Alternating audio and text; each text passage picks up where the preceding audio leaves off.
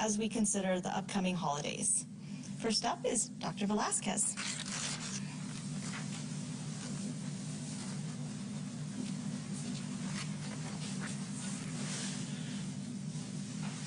Good morning. Hope everybody's having a good day. The sun is out and it's a beautiful day in Spokane.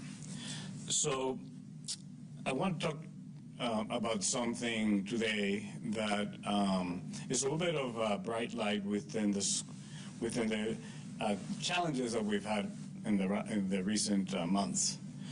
So as we all know, the increasing numbers of COVID in the community are making the conversation about holidays very difficult.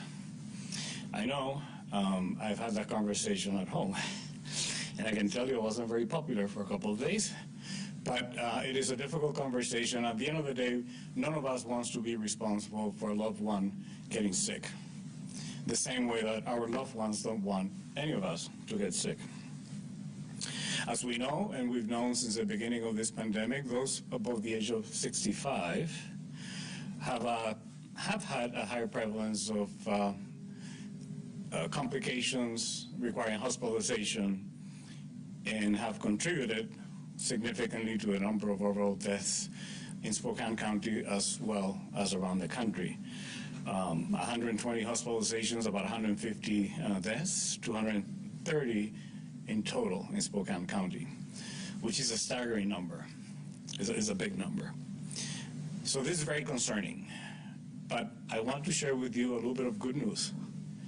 And that little bit of good news has to do that despite the fact that we see the numbers increasing in the community, those that are over, particularly the age of 80, and those that are in long-term care facilities within that demographic, we have seen an improvement, not only in terms of hospitalizations, but also in terms of disease that is present in the people 80 and above.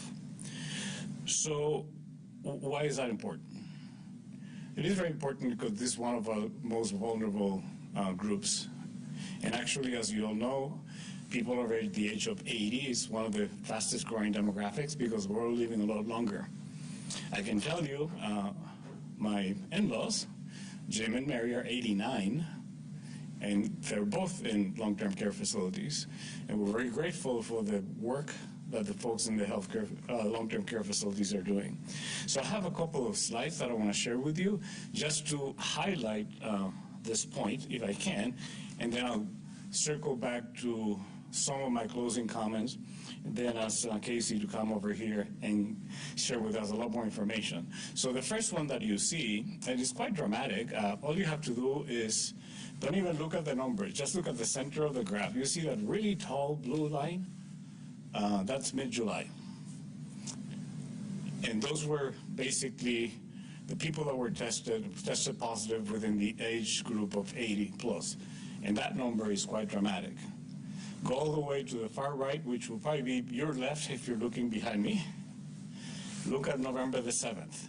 You can barely see that line. And that really makes a point.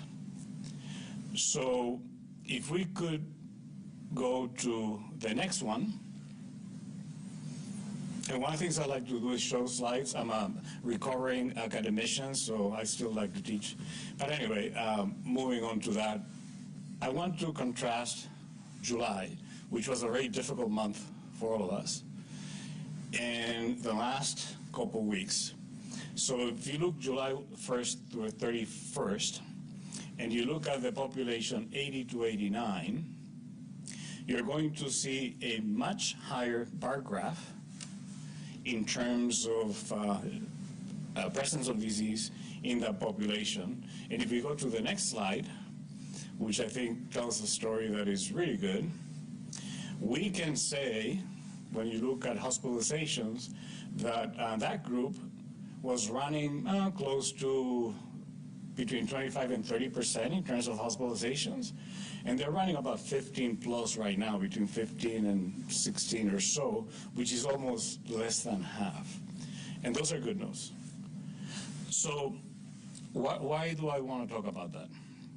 because I think it is important that we see this as something that the community has come together and has helped, particularly those that are working, the caregivers in our long-term care facilities.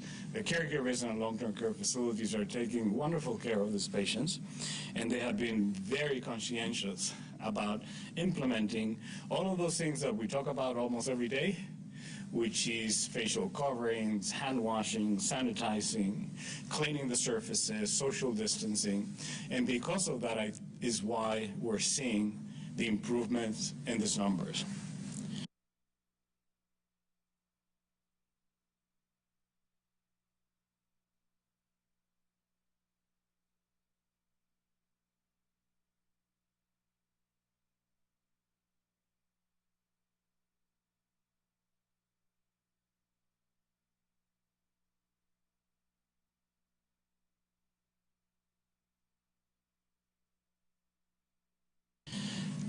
So,